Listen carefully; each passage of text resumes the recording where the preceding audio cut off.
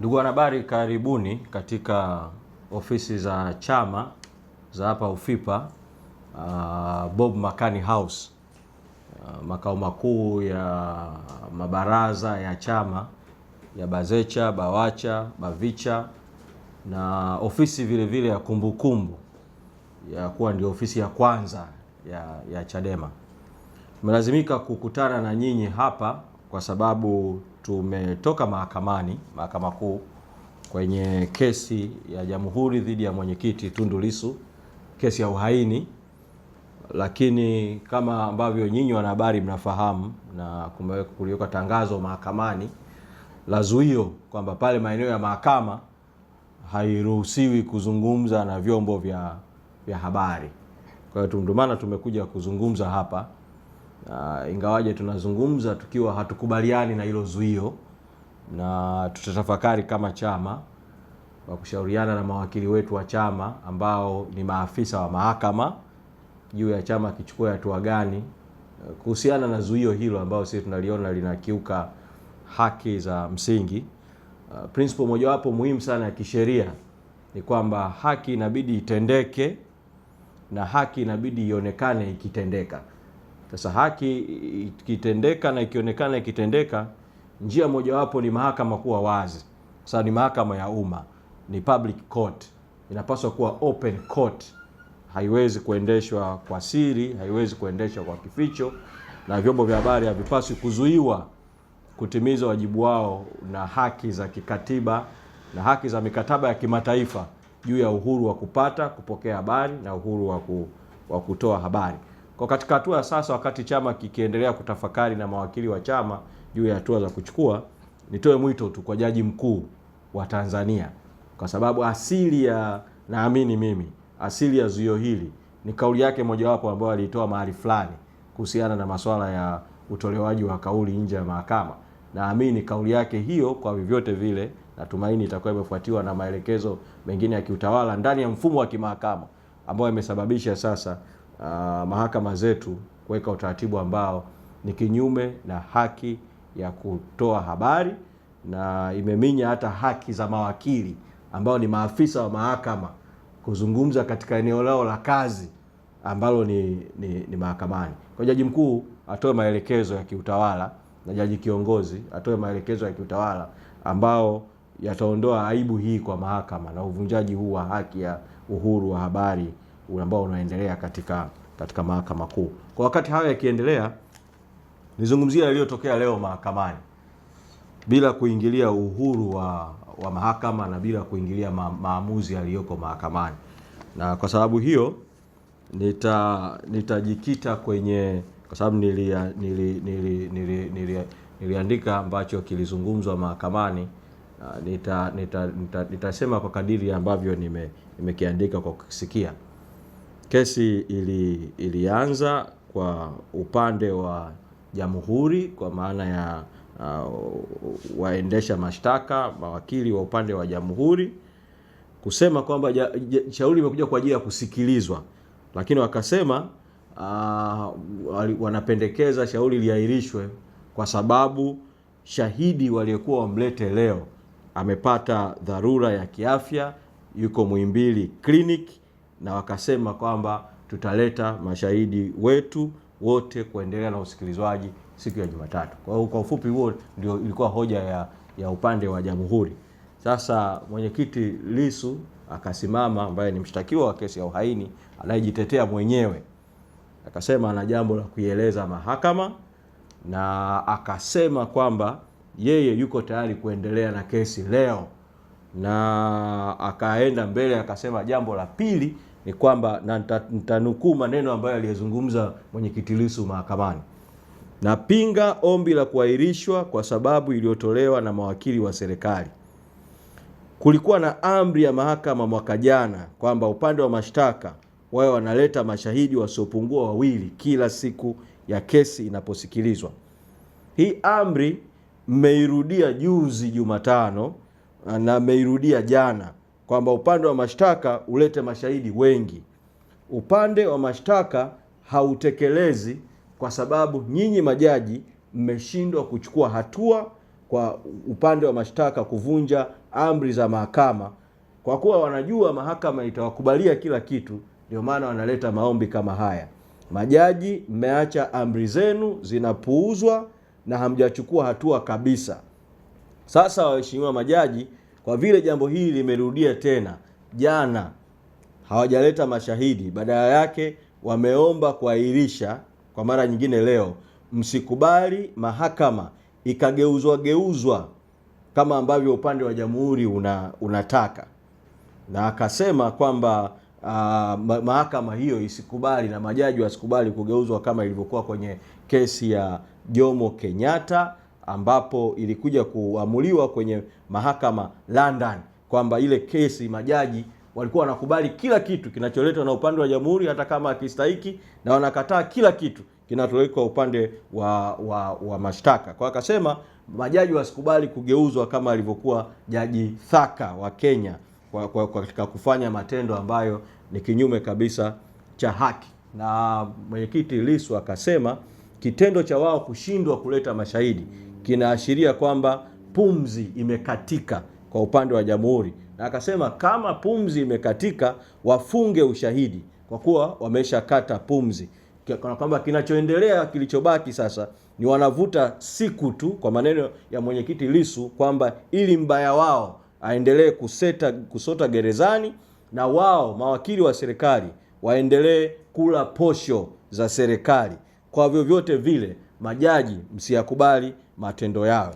Akasema, na akatumia maneno ya Kiingereza, again for the record, hii ndio kesi kubwa kuliko zote kwa mujibu wa katiba ya nchi, kesi ya uhaini.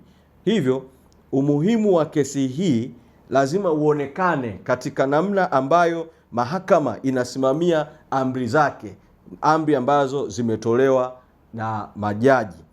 Na akasema, na nitanukuu kwa Kiingereza alichotumia mwenyekiti Lissu, we are not treading on a new ground. Kesi au njia hii ilishatafsiriwa katika kesi ya mwaka 70 na 71 ya Gray Likungu Mataka, kesi ya uhaini ya kwanza kati ya Mahakama Kuu na Mahakama Afrika Mashariki. Kesi hiyo ilichukua miezi 6 na siku 17 pekee. Njia hiyo ilisafishwa vizuri zaidi na Mahakama Kuu katika chumba, na maneno mwenyekiti Lissu, chumba hicho ambacho mahakama ilikuwa inaendelea mwaka 1982 na 83 kwenye kesi ya Hatibu Gandhi na wenzake ya uhaini tena, ambapo kuanzia Mahakama Kuu mpaka mahakama ya rufani kesi nzima ya uhaini ilichukua siku 17, mwaka mmoja na siku 17 pekee. Na akaieleza mahakama kwamba haya yako kwenye court records za kesi hizo mbili, na yanaweza kutumika kama, kwa maneno yake nitanukuu maneno ya Kiingereza, kama precedence kwa namna ya kushughulikia kesi hii ya leo, ambapo yeye akasema mahakamani kwamba ameshakaa ndani gerezani kwa siku 493 bila kesi kumalizika, ambayo ni mwaka mmoja na zaidi ya miezi 4, na hawajamaliza ushahidi. Sasa akauliza swali tu, kama sasa akija yeye kama ushahidi wa jamhuri tu hujaisha, akianza yeye kushughulika na mashahidi wa upande wake, kumleta Samia Suluhu Hassani, kumleta Isidori Mpango aliyekuwa makamu wa rais na aliyekuwa rais, kumleta IGP mahakamani, itachukua miaka mingapi? Itachukua muda gani? Na akatoa neno tu akasema, sasa mpaka majaji simtakuja kulitaya, kesi haijaisha. Kwa hili alikubaliki, na vinginevyo mahakama itageuka kuwa kangaroo court. Kwa hiyo walete mashahidi, ilicho isikubaliwe, walete mashahidi kama ambavyo ilikubaliwa jana. Kwa hiyo haya ndio hoja na maelezo ambayo mwenyekiti Lissu aliyatoa mahakamani. Upande wa jamhuri ukayajibu kwamba wamemsikia akisema, na upande wa jamhuri ukasema mashahidi ni wanadamu na wao wanaweza kupata changamoto, na changamoto inaweza kutokea muda wowote, na lakini wanakiri kwamba bado wana mashahidi wengi, lakini sio lazima walete mashahidi wote, na wanaleta mashahidi kwa kadiri ya prosecution plan. Nitatumia maneno waliotumia, prosecution plan yao ilivyo, kama walivyoipanga na vile ambavyo wamejiwekea utaratibu wa kuandaa mashahidi wao.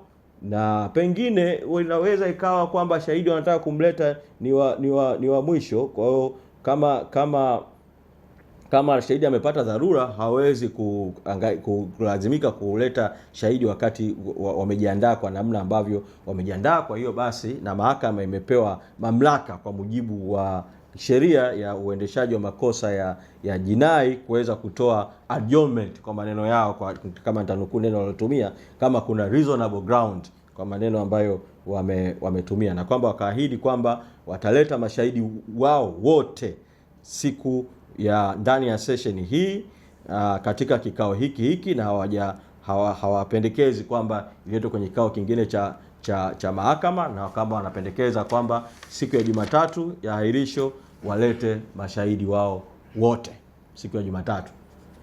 Sasa majaji wakatoa uamuzi juu ya jambo hilo, na wakasema kwamba kama nitanukuu nilichokisikia, tunakubaliana na mshtakiwa kuhusu zile hoja za mshtakiwa juu ya amri ambazo mahakama ilizitoa, na wanakubaliana na mshtakiwa kuwa hilo ni shtaka kubwa la uhaini, na kwa kuwa ahadi ambayo upande wa jamhuri wameitoa iko kwenye kumbukumbu za mahakama ya kuleta mashahidi wao wote siku ya Jumatatu, basi iko kwenye record, basi wanakubaliana na upande wa jamhuri kutoa ahirisho mpaka siku ya Jumatatu saa 3, na kwamba upande wa jamhuri ulete mashahidi wao wote, na kama hilo halitatokea, kinyume na hapo, mtatumia maneno niliyoyasikia, mahakama inaweza kutoa amri zaidi.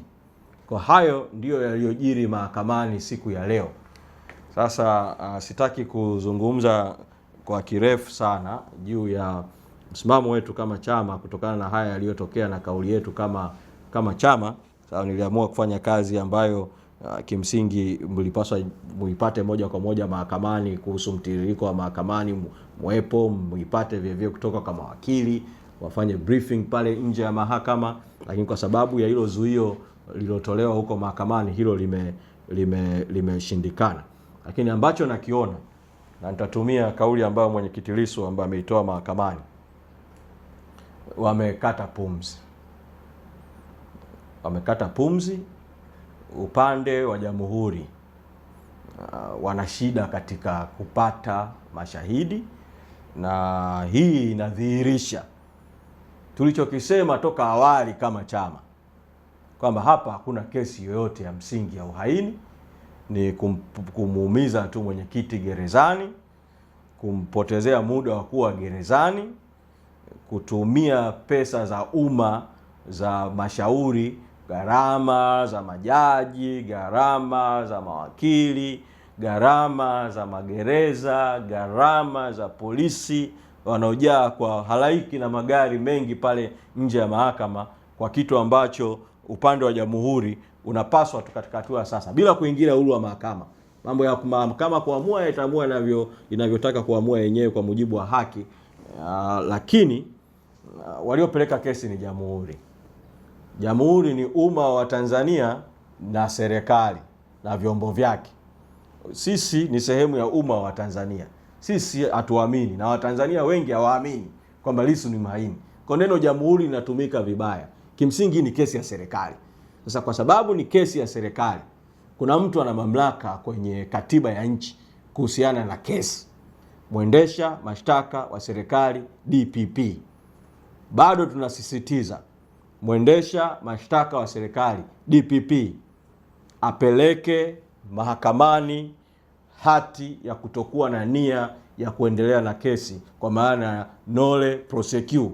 Kesi ifutwe, kesi iondolewe mahakamani, kwa sababu haina maslahi yoyote kwa taifa, haina nia yoyote ya maana ya kutenda haki, haina nia njema yoyote. Mpaka sasa kama ni kuona, wanaweza wao wenyewe kuona tu kwa aina ya mashahidi wao na ushahidi wao na yote yaliyotokea mahakamani mpaka sasa, wakafanya maamuzi ya kiutawala kuiondoa hii kesi mahakamani ili kutoendelea kupoteza muda wa mahakama.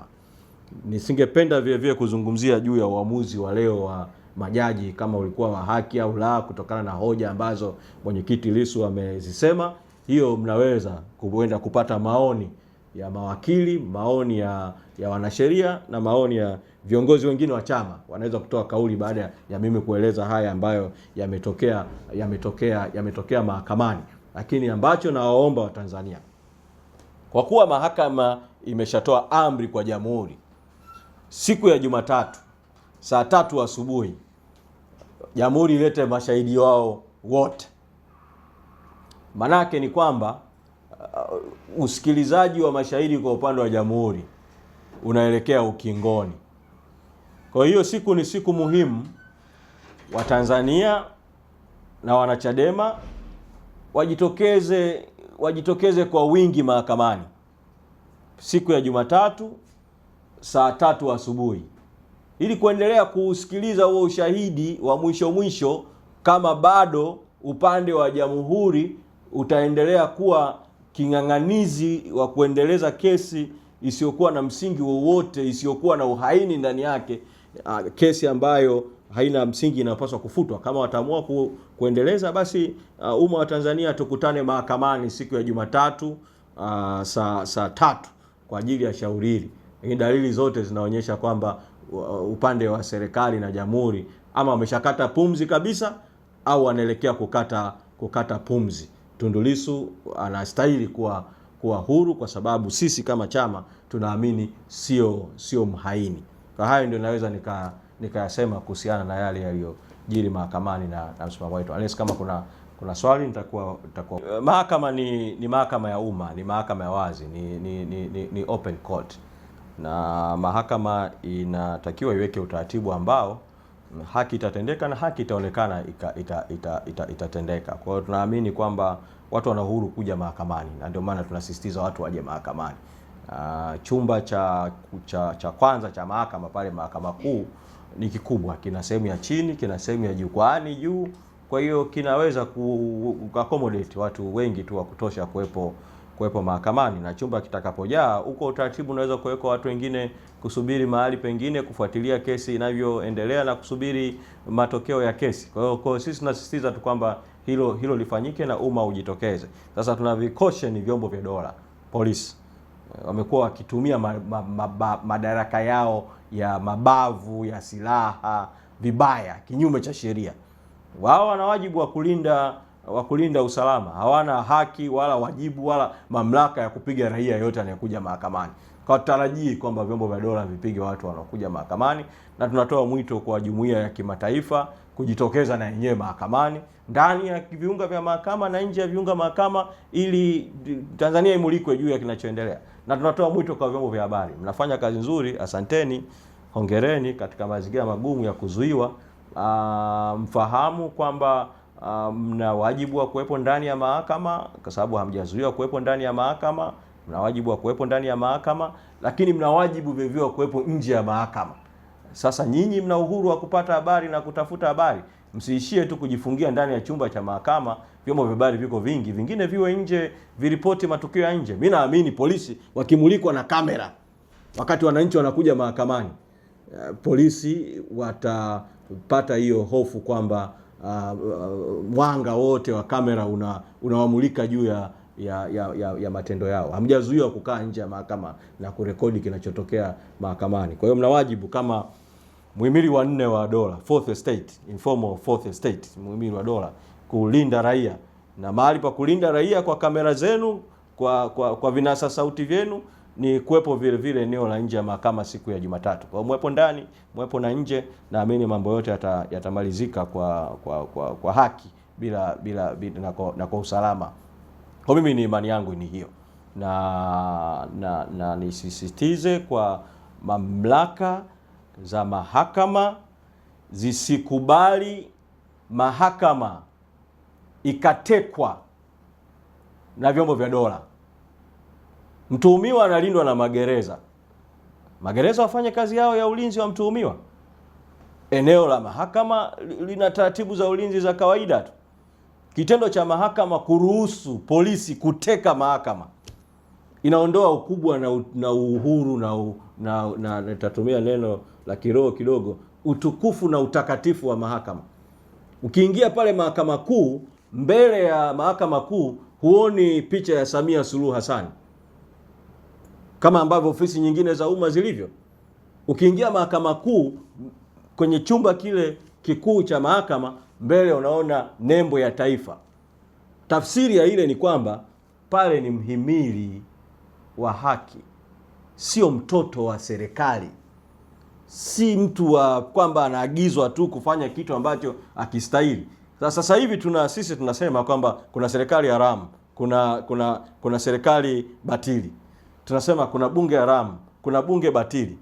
Katika mazingira ya vyombo vinavyopatikana kwa uchaguzi kuwa havikubaliki, havina legitimacy, havina credibility, mahakama ndio inakuwa kimbilio la haki. Sasa kama kimbilio la haki na yenyewe litatekwa na watu wenye fikra haramu, batili, katili, dhalimu, nchi hii itaserereka kwenye mserereko mbaya sana. Kwa mimi kauli yangu na rai yangu na ombi langu kwa unyenyekevu mkubwa kwa watendaji wote wenye mamlaka kwenye muhimili wa mahakama, kutazama jambo la kesi ya uhaini, kwa sababu ndio kesi kuu kuliko zote katika katiba ya Jamhuri ya Muungano. Sio jambo la majaji watatu tu wanaoisikiliza ile kesi, sio jambo la msajili wa mahakama ya Dar es Salaam na mamlaka za utawala za Mahakama Kuu ya Dar es Salaam. Ni jaribio kwa mfumo mzima wa mahakama na ni jaribio kwa mfumo mzima wa haki Tanzania. Kwa ni waombe wa ufaulu hilo jaribio ambalo dunia nzima inalitazama, na Watanzania kwa ujumla wao wanafuatilia hii kesi. Wengine wanakuja mahakamani, wengine wanasikiliza, wengine wanafuatilia kwa njia mbalimbali. Ina public interest ya hali ya juu sana. Kwa level hiyo ya public interest, uwezo wa haki kutendeka na haki ikionekana kutendeka uongezeke zaidi. Asante. Ninawashukuru. Asanteni sana.